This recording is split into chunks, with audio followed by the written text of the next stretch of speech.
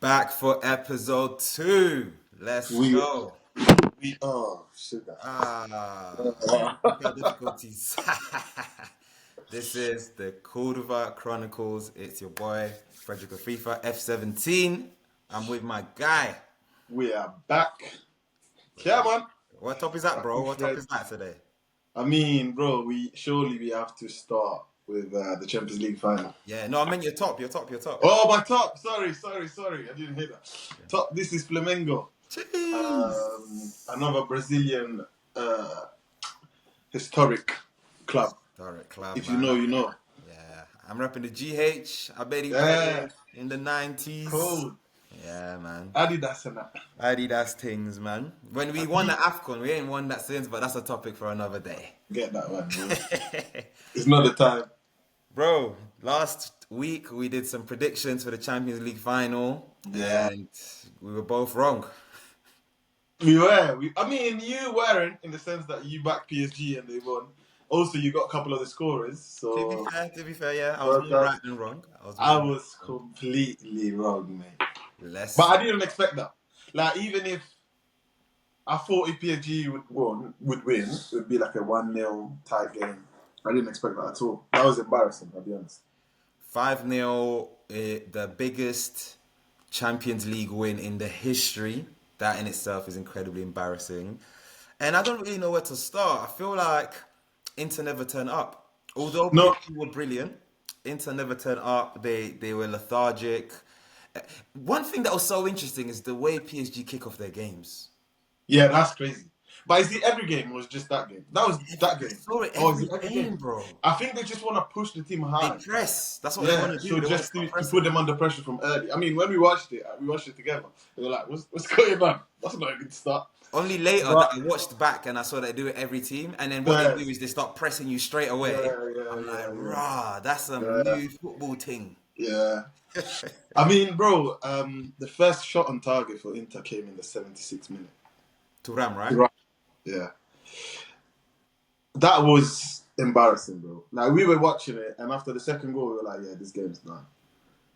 I It mean, was. I've never seen Inter play that bad. And also, yeah, fair enough. PSG, you could tell they wanted it more. I think some of the Inter players came out, like Barella came out and said they just wanted it more. That was a bit embarrassing. But I mean, even the simple stuff, bro. Like they couldn't pass the ball. They just looked tired, to be honest. They didn't look up to it at all. And I think the best team won ultimately. But what does that do to us? As in, when I say us, I mean Italian football. Yeah, it's a shame because, these are the games that everyone watches. And Yeah, then they will make a judgment off that. So even though Inter were brilliant all the way there, they beat Barcelona in the semi-finals. They had an incredible journey. They got smashed 5-0 in the final, and that's the one that my mum watched, and she's like, "Oh, Inter's rubbish." Right? yeah, That's exactly what happens. I feel like Inter, yeah, they let the occasion get the better of them. Like yeah. as a former sports person, I know sometimes when you let the occasion get the better of you, you just can't perform well, and it looks like you're not trying, but like the body is just not reacting as well, and that's kind of what it seemed because I've not seen Inter play like that before. And then it also seemed as though they downed tools. When they were like 3-0 down, it's like, fam, it is what it They is. gave up. Yeah. That's what But it then, looked like. these are top players, bro. Like these are professionals that have been in that situation before. It's not something new to them as well. Like half of the team is the same that played against City, right? And that game was a lot better. I think they probably deserve to go to extra time and then whatever happened. But so how do you then go back? And also, this is all you have to play for because you lost the league the week before. Although you won the last game, Napoli had the better of you. Obviously, you got the Club World Cup coming, but this is the last big thing this season that you can take home. So I don't understand that, and I'm very surprised by it. I'll be honest. I saw loads of comments by like English fans saying this just shows how bad the Italian league is. But then ultimately, Inter made it there. Absolutely. But I think Where it the can still English happen, teams, I think for even if you're a professional, even if you've been there before, you can still let the pressure get the better of you. yeah, Ultimately, it's one thing watching it, it's another thing being there. And that's one of the only things I'm trying to make sense of something that doesn't make sense. yeah, And that's why I'm thinking maybe that's what happened at its core. But PSG were just absolutely brilliant. And it's the yeah, work rate, man. yeah, Kvara, they're losing 4-0 and Kvara's tracking back. and getting the ball back from Dumfries and winning the free kick. No, hats off to them, and I think the manager's done so well. Like Luis Enrique, everything that's gone on with his family and stuff.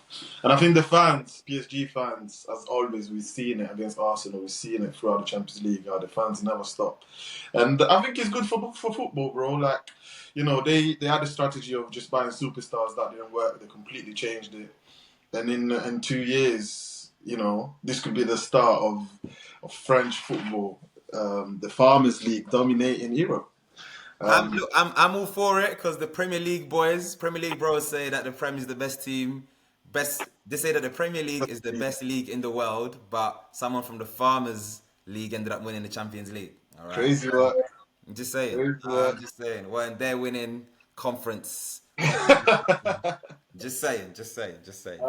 You raised a good point when we were watching the Champions League, which I wanted to bring back here because we started shouting at like 11 p.m. You said you think that Inter is one of the elite clubs of Europe. I believe Inter is one of the elite clubs in Europe, and I believe that there's a narrative that they've overachieved. Yeah. And I don't think they've overachieved. I just think they've done well, and Yeah. because there are a group of elite clubs, and I believe that Inter belong there. But I know that some people disagree. So we argued for time, and I think part of me just didn't want to agree because it's Inter. I think you're right. I think after hearing your argument, they have to be there, but I just don't think that the team they have is an elite team, right? I feel like if you compare them to the other elite clubs, not that they shouldn't be there because that's harsh. Ultimately, you work hard and you get what you deserve, right? And they're there, so I can't say they shouldn't be there.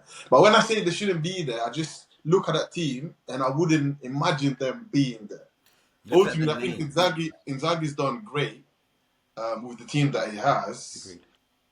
I just don't know whether I would put them in that elite category. They haven't got elite, sexy names. So a great comparison is Bayern Munich, because Bayern Munich, I think, over the years always have elite names in the team.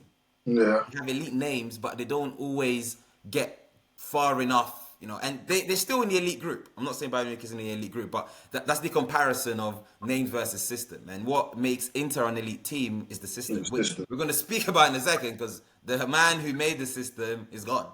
But I feel like that's the thing with Inter Milan, because you have, you know, Mkhitaryan in there, you have Çalhanoğlu.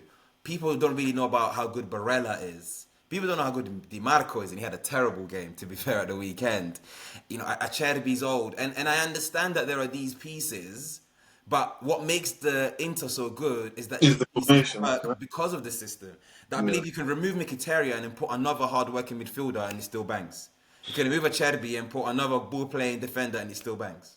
But can you see how it's hard for like someone that watches the Premier League, for example, to hear Mkhitaryan and think, oh, this is part of an elite midfield or the elite team because of what he's done at Man United. Obviously, you look at Mkhitaryan before Man United at Borussia Dortmund, baller. You know, no one would argue that. But now the guy's old. You know, he didn't do it in the best league in the world. So obviously people don't respect him. And Italy has become, for people, sort of a retirement home, bro.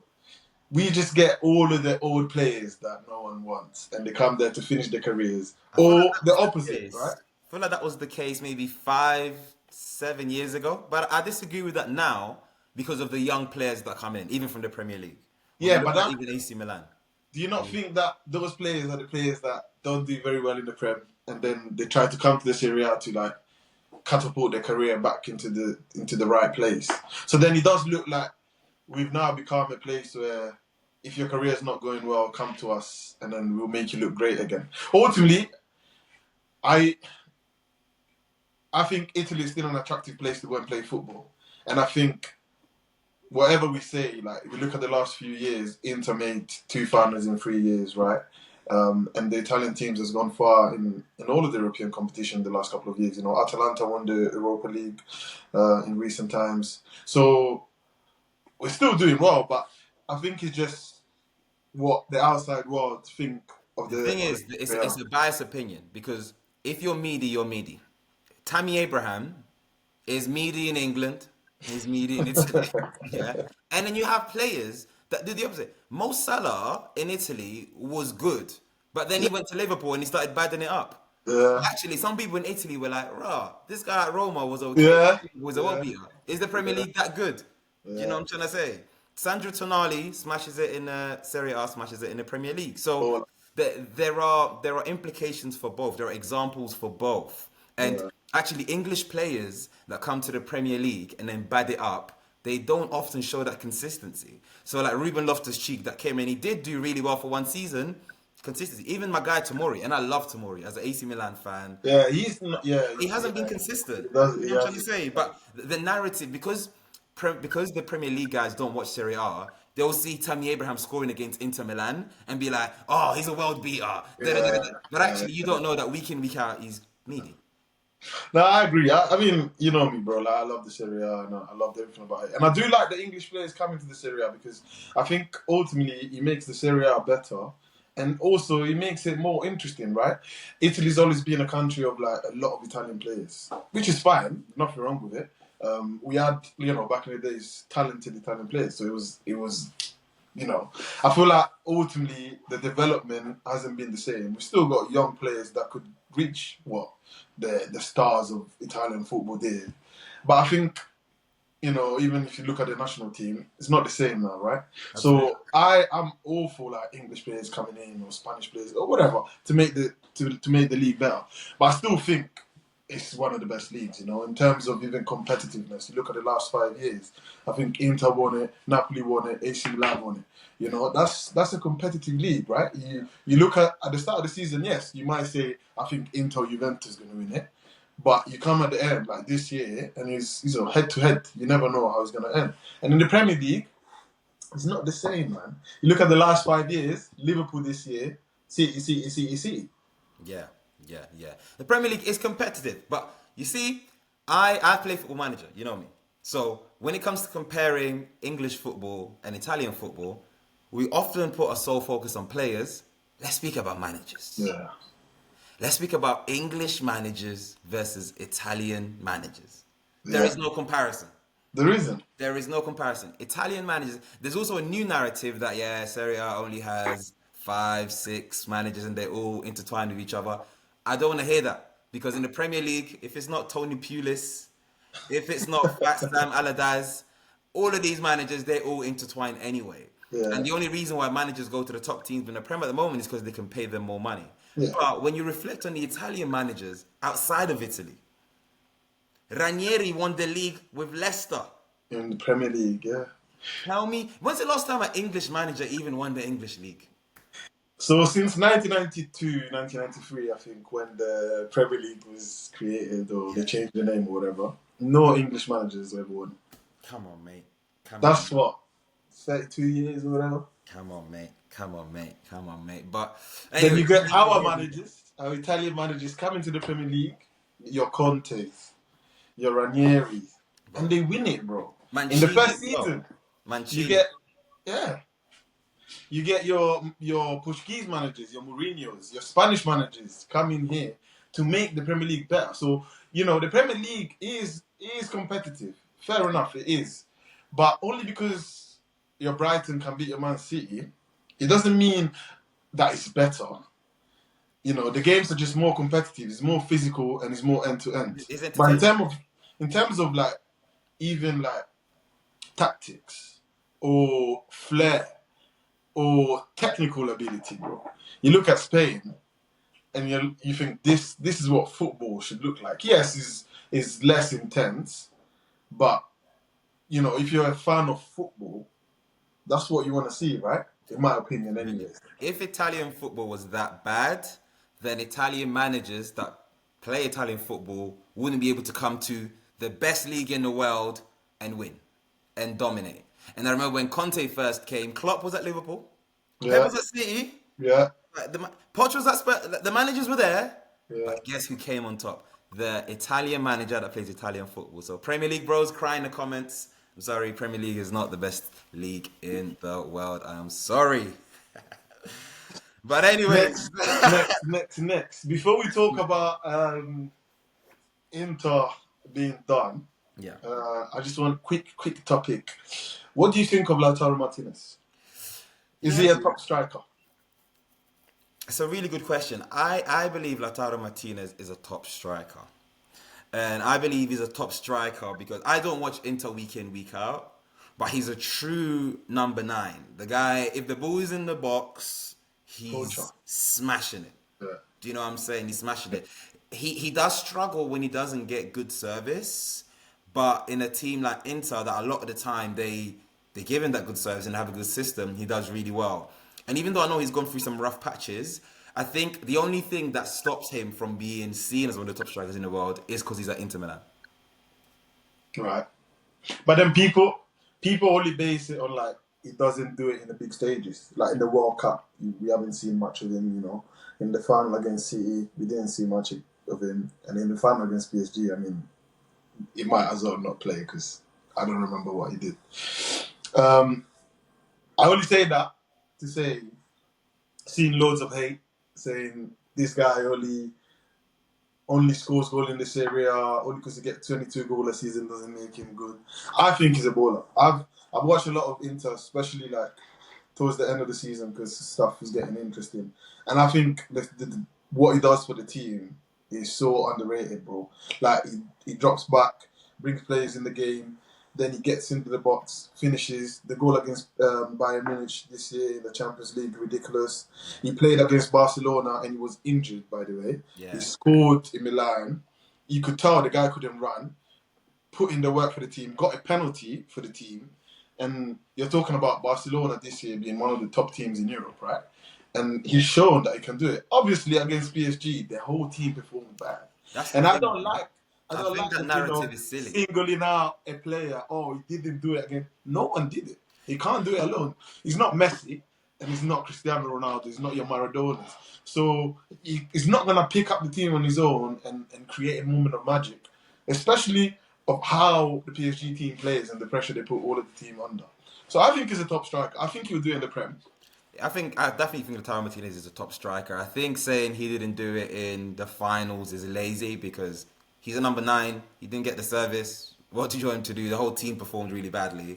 And in the World Cup final, Argentina won. Like you can't. You know what I'm saying? I don't know what you want. I definitely think he is a top striker. I think he would do it in the Prem.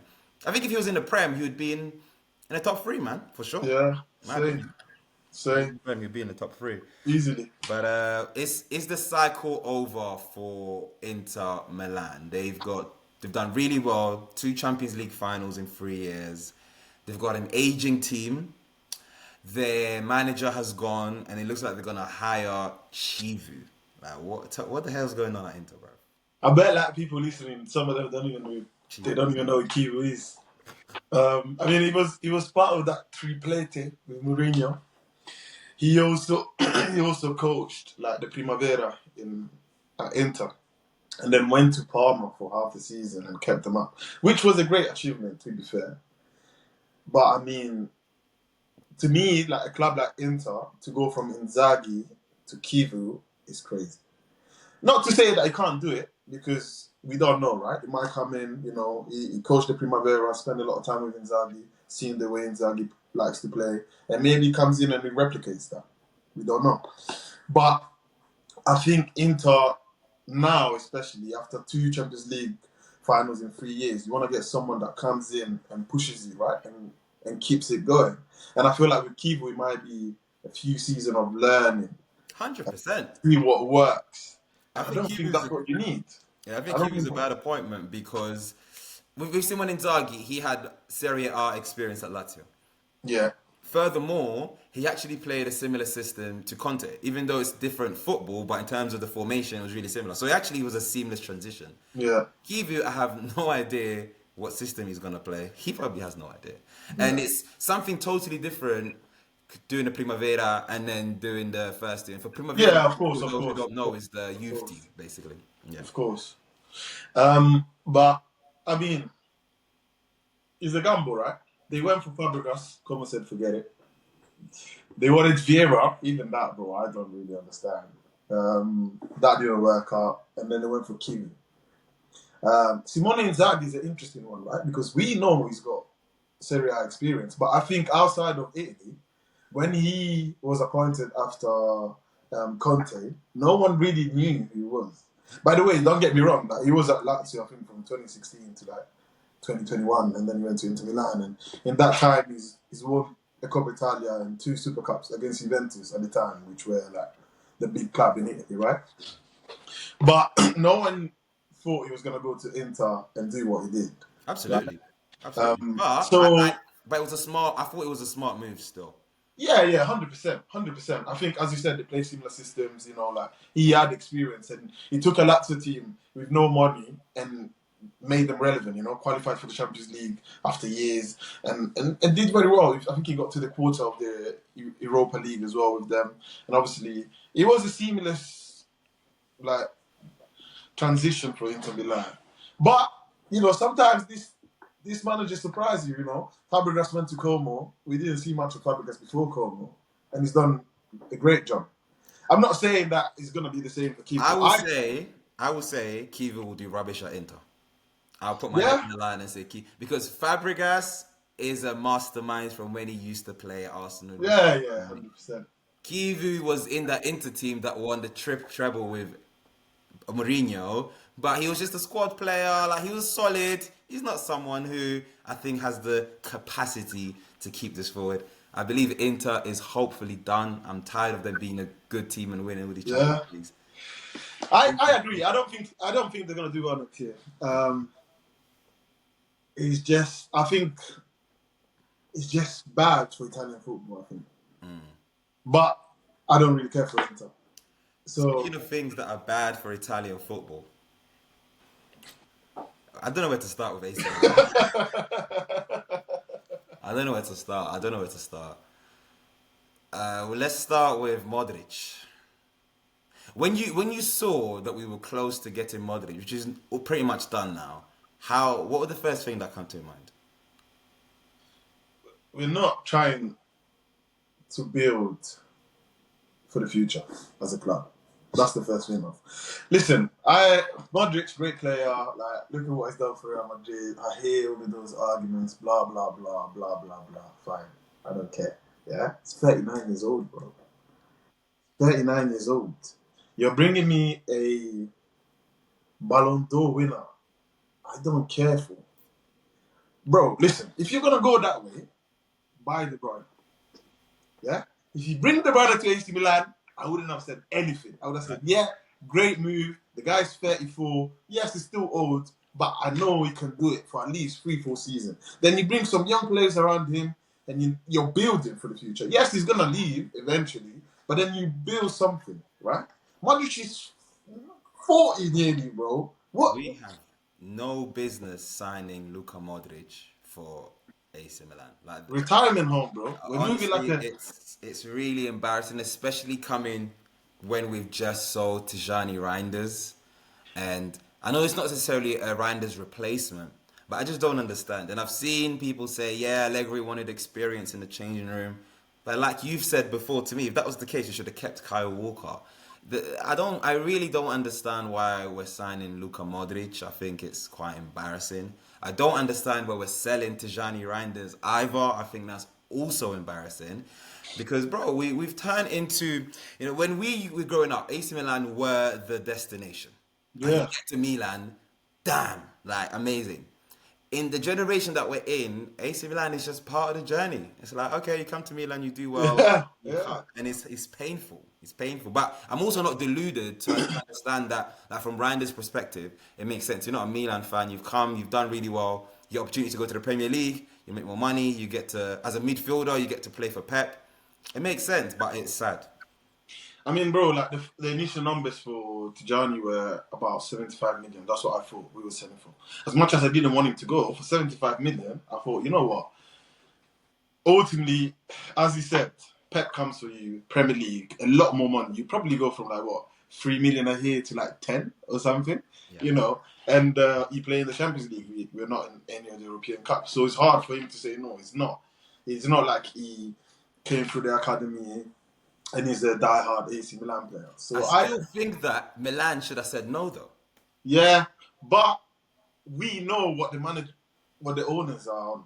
It's a business model, so we can't be surprised. Now, if they let go of Sandro Tonali, who's telling you, I don't want to go, What makes you think that they're gonna keep Tijani Reinders? But if you're gonna sell him, at least make him make sense. He's going for like 55 million, bro. Should be going for 100.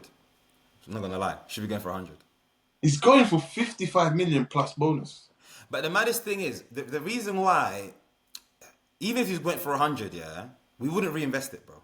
We No, would we wouldn't. buy And five, yeah, we 20 million wouldn't. players. Yeah, That's the. yeah, we wouldn't. I Yeah. agree. I agree. We wouldn't. But at least we can say, yeah, it makes sense. Like they're No, selling no, it players. No, doesn't. no, it doesn't make sense. It You're doesn't make sense.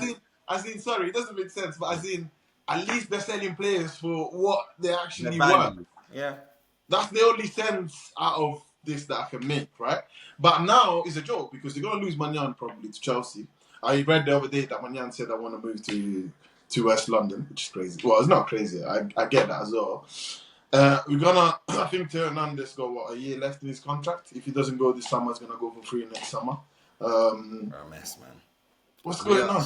It's funny because last week we were like, "Oh, if you were in charge, what three things would you do?" It's like they listened to us and they said, "Okay, I'm gonna Yeah. I'm gonna let go of Theo Hernandez and I'm gonna sell Tijani Reinders." And it's ridiculous. It set us back way more than I think, because if we talk about replacements now, bro, like I'm hearing we're gonna buy Rabiot to replace Tijani Reinders, and I know Allegri likes Rabiot, but we're taking steps backwards here, bro. Yeah. Personally, I don't like Rabiot, bro. I've never liked him. He's always played in the big clubs somehow. I don't know how. Somehow. He always ends up in the big club. But I don't think this is what we want, man. We should invest in the young Italian players. You know, get Richie in. I think we probably will get Richie. But again, Richie is a holding midfielder and he's a 6. He scored 1 season. Which can take Fofana out of the picture, man. You know? But, bro, I don't know. I feel like, you know, when we first signed Allegri, I told you, I don't know how I feel about it, right? But then you said it's going to bring stability, which, when I thought about it, it makes sense, right? But then how do you bring stability by losing the core of your team, bro? Like Tijani Reinders, bro, most assists and goals in the Premier League as a midfielder, the Premier League, in the Serie A as a midfielder. He was our season. Yeah, he made our season a little bit better. And you just go and get rid. Your keeper, like after Donnarumma left, I didn't think we'd replace Donnarumma with a good keeper. Manyan came in and he was solid for us. Won us the Serie A, you know, French #1 now, although he got battered yesterday. 5-4. 5-4, yeah. And then you sell him, bro. To get who? I saw that we're linked to the Roma keeper, bro. Milinkovic-Savic, the Torino keeper. Bro, these are not serious. We're turning into Juventus. Them man got Di Gregorio in goal. And I was like, these are not serious. Mañan is in the top 5 best keepers in the world. Easily. Yeah. And we're selling him, letting him go, and then we're going to replace him with absolute trash. And that's the problem. You can't have a project if any time... Because what's going to happen is, okay, we're going to bring in some players. And Mañan had no idea he was going to be this good. He ends up being this good, we sell him. Reinders. I heard a lot of fans wanted Reinders in. I hadn't heard of him until we were linked to him. So I was like, okay, when we got him, there's a lot of hype around him. First season needed to adapt. Second season explodes. We sell him. So how can we create a project? How can we compete with these teams if we just... The only way we can do that, bro, is if some Saudi rich owners come in and buy AC Milan. Get rid of these American owners that look at AC Milan as a business project. And look at what happened at Newcastle, for example, bro. These man, yes, obviously they want the club to succeed, but they're willing to put the money behind it, willing to sign the right man. Because ultimately, like David Howe, what's his name? Howe? Eddie Howe. Eddie, yeah. He's done great. He did great at Bournemouth, right? We saw the style of play, and it's probably one of the only English managers with like your Graham Potters and stuff that you thought, yeah, these guys can reach the top or be one of the managers of the top teams in the Premier League. I rate him. But they invested in that. They gave him the players that he needed. They brought Isaac in. And that's what we need for AC Milan. Not necessarily Saudi investors. Any investors that are willing to give us a chance to get back where we need to be. Willing to back the club financially. And we don't have that, bro. And until the owners don't change, I don't really see how that changes, bro. I'll be honest. I don't. That's the saddest thing. And I don't really... Because I don't really fully understand the structure of the ownership. Because I know there's Redbird, and I know there's, we had the Chinese ownership, and then they defaulted, and then the people that they borrowed money from ended up owning the club. And then Cardinale came in, but it's just confusing. And from when they let go of Maldini, things just went downhill from there. Because when you think about players like Mike Maignan, that was Maldini that brought him. And Theo You think Hernandez. about Theo Hernandez. You think about Tomori, Yeah. Maldini brought him in. You think about Sandro Tonali, Maldini brought him in.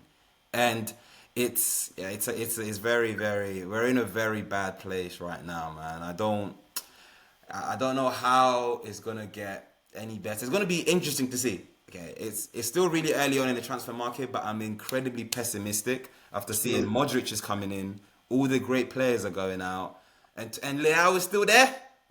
Allegri said he wants to keep Leao. That's the one big player that I wanted to get rid of. He's staying. But now he has to stay, bro. Yeah, he has to stay now. He can't go now. I wanted him And out. No, bro, because as you said, we don't reinvest. You get rid of Leao, you get rid of Magnan, you get rid of Tijani Reinders, then, bro, Leao's you the only can't. one that kind of made sense because Pulisic can play on the left, and then Yeah, but bro, Pulisic get injured, then what? We, but Leao, bro, I'd rather. at least at least we can have moments of magic during the league. One game, maybe he goes past 6 players and scores. Bro, I think ultimately I wanted Leao out. Yeah. Keep Rangers. Theo Hernandez could have stayed or left. I don't really care to be Yeah, honest. agreed. But now that you losing, if we lose Leao as well, bro, Yeah, I agree. I can't see it, man. They said he's not touchable anyway, so he is staying. But yeah, I think it's been a terrible start to our transfer market, man. Honestly. So I don't even know anymore. I don't even know. Before I was a little bit optimistic, but I was like, maybe there's hope if we sign a few players here and there. Now there are so many holes. Left back, who's gonna play? Centre back, who's gonna play? Right back, we need a right back, who's gonna play? Midfield, who's gonna play? Do you know what I'm saying? The only Modric. certainties are having the front three, which I'm assuming are going to be Leao, Jimenez, Pulisic. Then you got Modric, bro. You got Modric. You got Ballon d'Or. It's crazy, man. It's crazy.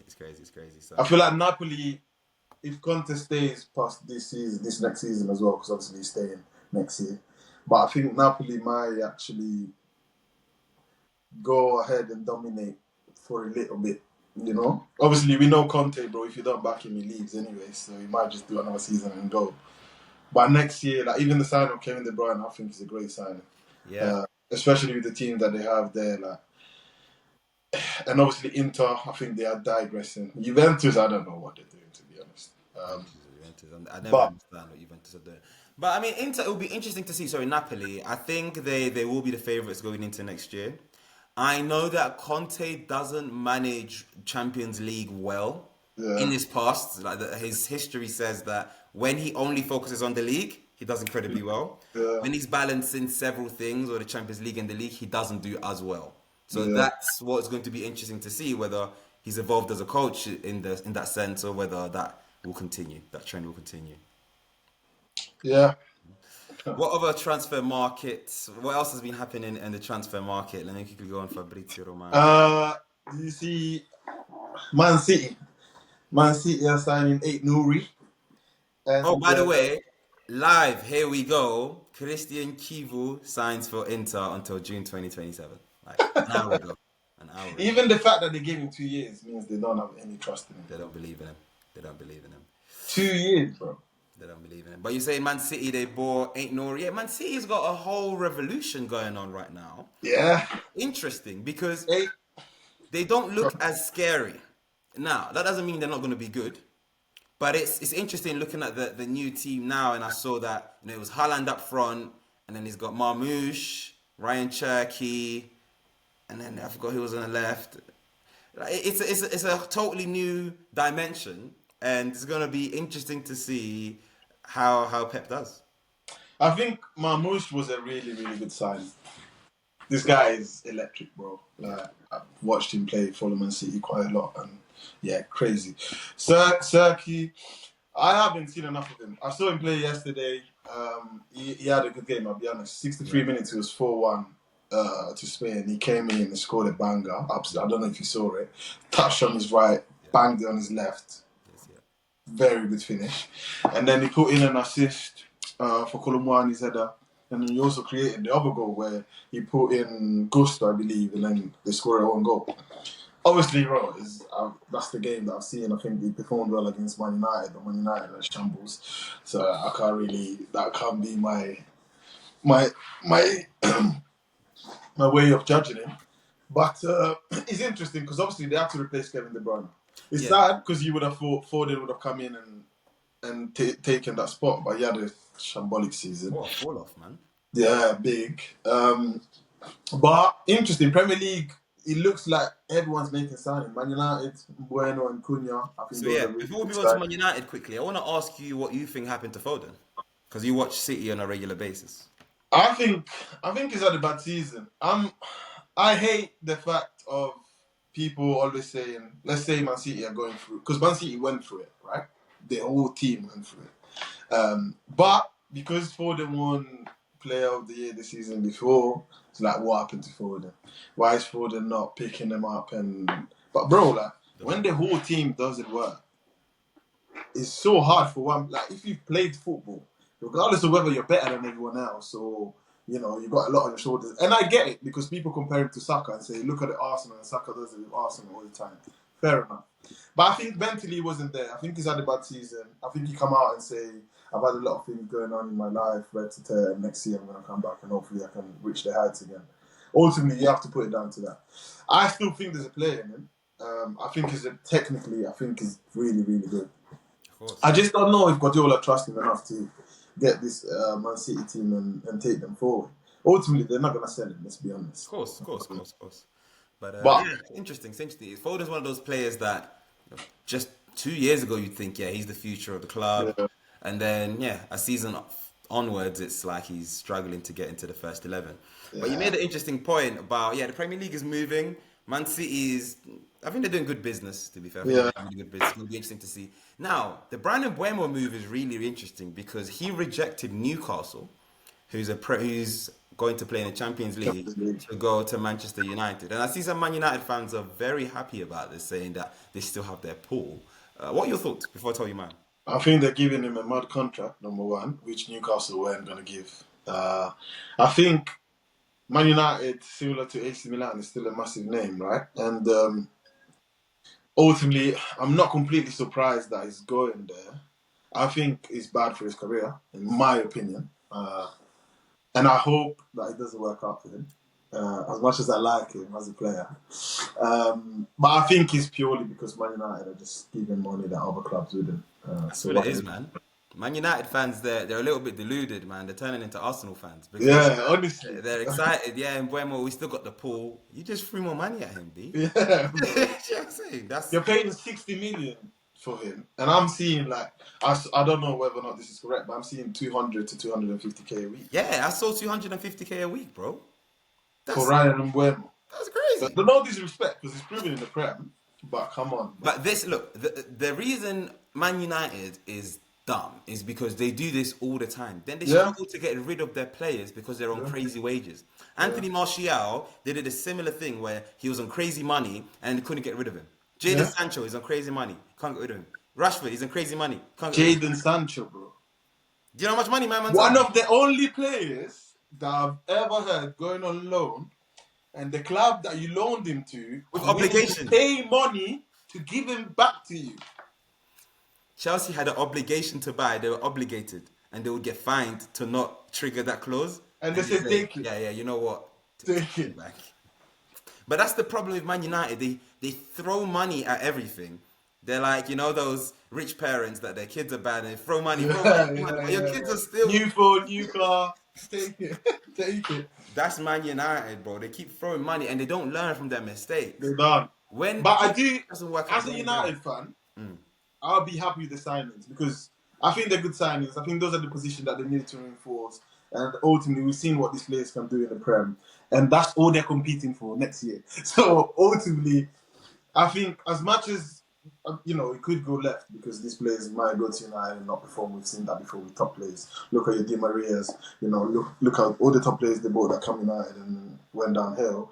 But as a fan, I would be happy with those signings. I'll be honest. I would say on the plus side of what United is doing this time, unlike when they were signing Di Marias and Xerxes, these are Premier League proven players. Yeah. So Brandon Bremo, I believe he had got 20 Premier League goals. Yeah, bro. Him and the other ball. him and Wissa, bro. Yeah, Wissa. Yeah, they you know. Also, Matias Cunha, you know, he was a baller at Atletico Madrid. Came over to Wolves, took a time to adapt, and then he showed his quality. So these are. I remember that goal he scored against Bournemouth. Madman. And when we saw him, I was like, you know what, this can go really well, and I'm pleased for him that it has gone well. But he gives off like troublesome. Yeah. And I don't know whether. So it'll be interesting to see how that goes at United. In the changing room, innit? Yeah. Yeah. And then your very good, happy signing. Not very good signing. Not that you support Chelsea, but the lap to Chelsea. The lap to Chelsea. Chelsea got a seriously good number 9. I think the lap is going to be an incredible success, and it's crazy. I know people don't rate him, man. I know you didn't really rate him because he's at Ipswich, but nah, it's not even that. It's not season, man. I said because he's at Ipswich. Nah, I don't listen. Ipswich fans. I've got enough against Ipswich. Number one. But he was a City, bro. He was a City, and he was a skinny youth. And when I saw him at Ipswich, I couldn't believe he was the same Delap. Physically, like we've seen it. He's bullying defenders in the Prem. I don't believe Chelsea know how to treat a 9, and I don't think they play in a way that will suit him. Hopefully, you know, Cole Palmer knows him well. They play together. Cole Palmer and him forms a good relationship. And I say hopefully, just hopefully for the Premier League, right? So that you got another team that can make things interesting. Whether he succeeds or not, bro, I am not 100% sure, bro. Whether it's what? Whether he's going to be successful at Chelsea or not, I'm not 100% sure, I'll be honest. I'll say he'll be successful at Chelsea, man, because Nicholas Jackson, if he was a finisher, he would score 30 goals in all competitions. With the amount of chances that he makes. And I know what you're saying, that the wingers at Chelsea, they don't necessarily feed him too much, etc. But with Kopama behind him, and he does get in, you know, he does get good opportunities. Yeah, he does. But I've seen Liam Delap, you know, one-touch finishing, getting in front of the defender, half chances, converting them into goals. You know what I would say? That at Ipswich, I think he's going to smash it at Chelsea. You know what I would say, yeah? I think technically, Delap is better than Haaland. Yeah? Yeah. The comments are gonna roast you for this. It's alright, bro. We can have this argument. I'm happy to have it. I don't think Haaland is world class. Ooh, let's talk about that. Go on. So I don't think Erling Haaland is world class, right? I think Erling Haaland is a very good player, and I'm gonna get the stats up as I talk, yeah. Obviously, last season, people are saying Haaland had a bad season, and he scored 30 goals. Damn. Which is crazy, right? And fair enough, he scored 30 goals. But this guy, bro, 7 finals for Man City, 0 goals. Number 1. Yeah? Nowhere to be seen. Haaland will score 4 goals against West Ham at the beginning of the season. And for 4 weeks, he'll be top goal scorers. And the stat will tell you 1 goal in 4. No, 1 goal. 4 goals in 1. Yeah, 4 goals. Yeah. Bro, listen. He scores goals. Yeah? As a striker, there's nothing I can say. About Erling Haaland. He's a finisher. Yes. Top class finisher. Not world class player. Yeah? So he scores goals. He's a flat track bully. Is that what you're saying? Yeah, bro. That's what it is. Even technically, bro, you can't watch him. It's so hard. The way he stops the ball. You stop the ball go all the way back to Ghana. How is that possible? No touch. When we bought him, I said, listen, I support City. Yeah, the comments are going to roast you now. It's going to be like, when I don't support City, but I follow City in the Premier League because when I first moved here, Balotelli played for them. Big fan. So I've been following City since. So when I say we, please, don't roast me. But when City bought him, I said, I wish they bought Harry Kane. Because I think Harry Kane would have fit the system better. Again, he's coming. City won the Champions League. People are saying without Haaland, they wouldn't have won it. They won the treble, actually. And they said without Haaland, they wouldn't have won it. But you look at those semi-finals, bro. Rodri stepped up. Bernardo Silva stepped up. Where was this guy? Yes, he scored against Real Madrid. That goal meant nothing. The game was already done. So I you're don't saying think that... Haaland is a world... Listen, Haaland is not in the same conversation of Kylian Mbappe. He's not in the same conversation as Lamine Yamal, who just came back yesterday. We've known him from 2 days ago. And he's already in that conversation. Haaland doesn't go there, bro. Haaland is the step below, bro. Ooh. He's never getting a team and single-handedly doing something great. It's not. Haaland's not world class. Very controversial. Let us know in the comments. Is Erling Haaland world class? So you'd rather have Harry Kane than Erling Haaland, yeah? 110%, bro. Interesting. 110%. Interesting. I don't watch, dude. I just see the numbers and I think they're world class numbers. So I don't know, but I trust your opinion because you watch him on a regular basis, and I understand that technically he's meaty, but he scores loads of goals. So he scored these things of scoring goals, bro. Obviously, he's a striker, and that's what you need from him. So it's mad that I'm complaining. Yeah, what else do you want him to do, man? But it's not effective enough, bro. Like, scoring 4 goals against your West Ham, scoring 4 goals against Bournemouth. That's already 8 goals for the season, bro. That's brazy. So if you then score 30, like, yeah, you're gonna do that because if you look at the amount of chances this guy gets, and it's crazy because if he was a little bit better, this guy would literally get 50 goals a season, which obviously is crazy, unrealistic. As a footballer, you're gonna miss chances. I'm happy with that, bro. I'm fine that you're gonna miss chances, but when it really matters, bro, these guys know what to be seen. Then I also understand that sometimes the service is poor. They don't always look for him. De Bruyne did that very well. When De Bruyne doesn't play, you can see that he's struggling. But just overall as a player, I don't think Haaland is world class. That is really interesting. He has been quieter this season. And it's going to be interesting to see the number 9s next year. I will say that Liam Delap will be in the top 3 goal scorers of the Premier League next season. That's all. Just for context, bro. 3 goals against Ipswich. Okay. 3 goals against West Ham. Okay. 1 goal against Chelsea. 2 goals against Brentford. 1 against Southampton, who, look at the season they've had. This guy, bro. Listen. Nah, man. Not world class. All right. So I'm wearing the Ghana top today. So what I want to finish with is speaking about Mohamed Kudus. Oh, I saw that he's been offered to Chelsea. I see that he's been offered to Chelsea. Now, Mohamed Kudus has had 2 years in the Prem now. Yeah. First year was incredible. Highly. I rate him so highly. Obviously, I'm biased. He's gone in. He's one of my favourite players right now. And on Football Manager, I always buy him. 40 million. Now, first season in the Prem, incredible. Second season hasn't been so good. West Ham as a whole have been rubbish. They've had a lot of different managers as well, different systems that he's openly spoken about. It's like when a new manager comes in, asks me to do something new. Because he can play left wing, cam, right wing, striker, like they keep moving him around and he has been as consistent. Where would you play? So where would I play him? I would play Mohamed Kudus as a 10. I would play him as a 10 because he's really good at carrying the ball. He's got really good vision and he's got a really good shot. I think on the wing, it kind of limits his abilities because, he's out there on the wing and he can play on the wing as a replacement. But if I was a manager of a team, depending on my team, I'd play him either as a 10 or even as an 8. Like I would play Kudus as an 8 potentially. But if I was in charge of his career now, I would tell him by all means, please do not go to Chelsea. Please do not go to Chelsea. Because he may be having conversation with Essien, and Essien might be telling him go to Chelsea is a great place to play. As a Ghanaian, how do you know?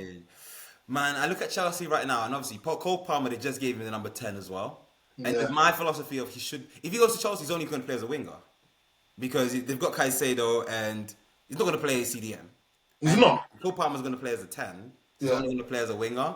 And I don't think that gets the best. I don't think we see the best out of Kudus when he's solely a winger. And Chelsea also linked to Gittins, though. Getting So that, yeah. I so think, if they get, I think if they get one, they won't get the other. yeah. What would you say I to Kudus if you had to give him advice on what to do with his career? I think Kudus had a great season the first year. As he said, West Ham was a team shambles this year. But then Bowen always performs. Yeah, So he did look this year. He did look a bit out of touch, a little bit. Obviously, I agree they had different managers, which is hard, right? Um, if I was Kudus, I wouldn't go to Chelsea. I'll be honest. I'd go to Arsenal if Arsenal came. I agree. I think Arsenal project is a good project. I don't necessarily think the Chelsea project is a bad project, but I think there's too many players, and it's so easy for them to say you don't perform 2 games, You're forget it, done. and you don't play again. Yeah. So I wouldn't take that risk if I was him. But then ultimately, if no one else comes for him, do you stay at West Ham or do you go to Chelsea? I would stay at West Ham for now. If I was obviously the first season wasn't great. Yeah. The first season was amazing. Second season wasn't great. If I were Kudus, and I would- no, not if I were Kudus, if I was looking after Kudus, I would say to him, have one more year at West Ham and try and make it as good as before. You know why it's hard? Because Until obviously the the opportunities come back. football career is short. It's a Yeah. short span, yeah. And also, like he's now seeing what West Ham are trying to build for next year. He might not believe in that. So ultimately, it's like, do I stay here and carry on the project that I don't believe in, with the hope that I have a really good season and then someone else comes for me next year, or do I go to Chelsea, give my 100%, prove that I can play at this level because he can. I think he can. I think you Anyways. can as well. Prove I can prove at this level, become a top, like starting 11 at Chelsea, play in the Champions League with the potential of who knows, you know? They need Kudus to play week in, week out before the World Cup. We haven't even Yeah. qualified yet, but I can't risk my man being on the bench. And I just thought his market value is 45 million. So if AC Milan were half serious, they were going by the Ghanaian superstar boy, man. Come on, we've had Kevin Prince, had Montari. Montari, we've had Essien. AC Milan, go and get Kudus, man. He'll bat it up. He'll be so sick. That Would would he be go my to dream AC? come true. Huh? Would he go to AC? Would he go to AC? I think so. Big team, man. I'm biased. No, I mean, yeah, to be fair, from West Ham, you would. Yeah, I'm biased. But I mean, if we can't buy West Ham players, then there's really something wrong. then there's absolutely Yeah. no. But yeah, I mean, I hope for him that wherever he does, if he stays at West Ham, because I think Graham Potter is a really good manager. So I'm hoping that maybe with the preseason and stuff, they get a couple of players in, and maybe West Ham start bowling again. I hope I so. think they have to get rid of Lucas Paqueta, which, by the way, we got rid of, and look at what he's doing. Yeah, man. Absolutely. When we sold Paqueta to Leon, I was Bro. confused, bro. I was fuming, bro. I was confused, bro. Fuming. Like, Because you know we could have Paqueta, the Catalan, bro. and listen. Rangers. What a midfield Look at that would have been. midfield. Look at that midfield, bro. What a midfield that would have been, bro. AC Milan over the last few years have done some weird business, bro. Sold the Ketelares, sold Paqueta. They've just done some weird. Sold Even Sandro Kalulu, we sold Tonali, Kalulu bro. for 14 million euros. We What didn't the even speak hell is about. that? We didn't even speak about that. What the hell is that, bro? And look who we have, Thank you. We got no right backs. bro. What Man are we can play doing? centre back and play right back. And they sold him for 14 million euros. That's like 10 million pounds. To Juventus. To our rival. Oh my gosh. Bro. We're so finished, bro. We do some stupid stuff, bro. And We're so finished. By the way, like if we actually next time we can do this, yeah, and look at the players we sold. Let's just do like last 3 years, 4 years. Let's do that. Our midfield could be Paqueta, the Catalan, Sandro Tonali, Rangers. Kessie on the bench. Yeah, man. That's the problem, bro. Like other teams, they hang on to the best players and they add. We keep selling them, and then we have to start again from scratch. We're silly because it's like we scout these players and think that they can be good and they can be sick. We buy them for cheap, and then we give them 3 games, 4 games, 1 season, and then think, nah, not good enough. No good. Because when you think about it, even Tonali, his first season wasn't very good. No, but this guy played with heart, bro. Exactly. You No, but know my what point Italians is are that known for? This. we gave him that time, innit? Like, but with other players, we don't give them that time. When we Yeah. do give them that time, they end up proving themselves. Do you know what I'm Yeah. saying? Like he, even Rander's first season was a bit shaky, but Yeah. again, they gave him that time. Diketelare, man, no time, gone. Gone, bro. Sold him to Atalanta. Like we keep selling. Like if someone comes, even if you think he's not good enough, if Juventus comes in for a player, You have to. should you not think? You Should you have not to. think maybe there's something there? Let me give him time. No, give him away to Juventus. Give him away to Atalanta. Then look where we end up in the league. Crazy stupid, crazy stupid. And Right, last thing we these should do. guys play against us and they come and ball out. No. And you can't even be mad at them. No, you Because can't we even. sold them. It's Crazy. so sad. It's so sad. Last thing we should do today, let's think about the top two, because we haven't really thought about it before. Top two or three worst signings of the season across Europe. Across Europe. So for this season, let's just go back and forth. So you say one, I say one, you say one, I say one. And let's think of the top three worst signings of the season. I'll go first, and I will go. Joshua Zirkzee is in the top three worst signings of the season. I think that when he made the move to Man United, I was a little bit confused. I thought he had a solid year at Bologna, but he scored like 12 goals. Yeah. And if United really thought he was going to be their number 9 going forward, Delulu. Was now you said Xerxes, I can only think of United. And I'm thinking Manuel Ugarte. Bro, this guy, all he does is kick shins. I promise you, bro. I've watched him play so many times, yeah. And if you're a betting man, bro, just play Ugarte to commit a foul in the first 10 minutes.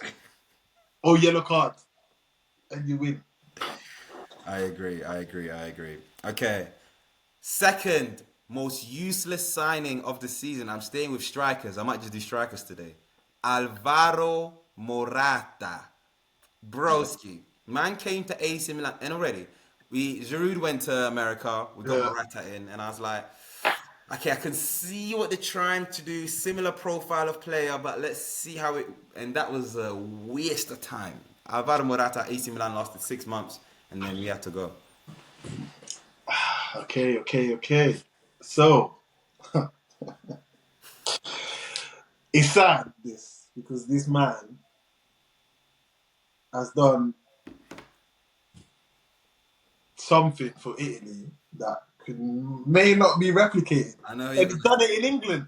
I know you're going to say. At Wembley. I know And throughout that tournament. But Federico Chiesa, bro.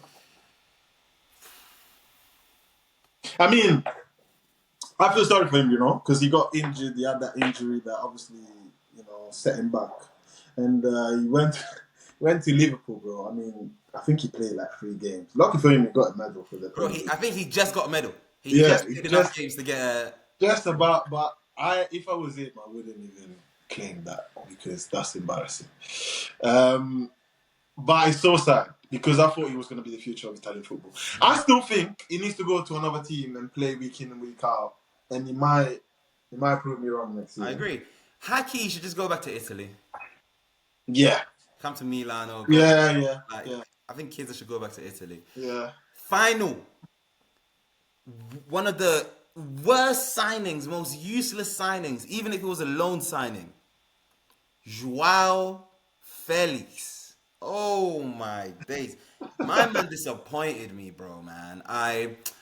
When he first came in Jan, I was like, ooh, because I don't watch Chelsea week in, week out. And I was like, why is Chelsea not giving opportunities? Every time he plays, he scores, he does well. He's a saucy player. He's got, sleeky player. Came to Milan, first game, chipped the keeper against Rome. Bro, when he did that, I said, we're winning everything. Bro, I said, yeah, we're going to win the Champions League. Yeah, bro. I said, we're winning everything. I thought we're going to have Santi Jimenez, Leao, Joao Felix, Pulisic. We are winning the Champions League. I said we're winning everything. But bro, man is just a superficial player. He's too soft. He just does flicks and tricks, and he's an unserious baller. So he's my number 3 worst signing of the season. So I've got 2. Yeah, let's do 4. So I'll give you 1. Cool. One is Raheem Sterling. I forgot about him. Bro, he went to Chelsea and said, "You're about to see the best of me." I forgot about him. He said, "You're about to see the best of me," and he said it with chest, and I respect it. Don't get me wrong. I think Sterling career great. It's been But I amazing. It's think been amazing. Yeah. his time has come to an end. Man. Saudi is where he should go now, bro. In my opinion. And the second one is Full Crook. Oh. Bro, this guy had the season of his life at Dortmund. When he went to West Ham, I said, bro, like, to go from Dortmund to West Ham, like, I thought that's a signing, bro. What has he done this year, bro? He's done nothing. And Apart from after a game that they lost, he came out at the interview and said, I think we're not good enough. is that what he said? Yeah, that's what he said. Apart from that, what has he done? Full crew has been terrible. And then I guess my last worst signing will be the other West Ham striker, which is Ferguson. That's a shame though, because he's young. He was £100 million striker last year. And I thought he'd be really good. And that's the thing about West Ham this year, and that's why I think Kudus should stay, because I know Bowen's done really well, and he's been exceptional. Yeah. But overall, they just haven't really managed to get the best out of each other, and they have the potential to. It's a little bit like, like Crystal Palace, when, they have the players that got potential, and this year Palace are able to realise that potential. I kind of see it with West Ham, where they got Aaron Wan-Bissaka. Like they've got a squad that can go on a cup run, that can get into the top half of the league. But for whatever reason this year, they weren't able to do so. So I would say that the striker, Ferguson, he's my other most useless signing of the year. That was a loan, right? I think they bought him. Oh, wow. No, I think they bought him. I feel sorry for him because I think he's a good player. I agree. But I must agree, he hasn't done it. And I'm sure we're missing, because I haven't had enough time to. I know. I'm sure we're missing We'll do this at the end of every episode, because there's so many. I'm sure we're missing some big ones. But one thing we need to speak about soon, just for the Premier League fans, is Serie A all-time 11 versus Premier League all-time 11. And obviously, when I say all-time, it's probably from when we started watching football, because otherwise you go too far back. Yeah. But I've had a quick think, and I'm just going to say this and leave it here for whenever we talk about this. I think only one English player makes it. Oh, what are you saying? Premier League 11 versus Serie A 11, only one Premier League player makes that 11. Yeah. Actually, maybe we need to do... Sorry. Maybe we need to do Italian national team 11 against English national team. We'll do both. We'll do both. And even then. We'll do both. So let me know in the comments, if there's a Serie A 11 and Premier League 11, how many players are making it from the Prem? How many players are making Serie A? And we're saying from 2005 onwards. Okay, 2005 onwards. So that'll be good. But guys, we've been here for a good hour. Episode 2 has been an absolute banger. So yeah, man. We're F17. See you soon, boy James. See you next week. Love. Stay online.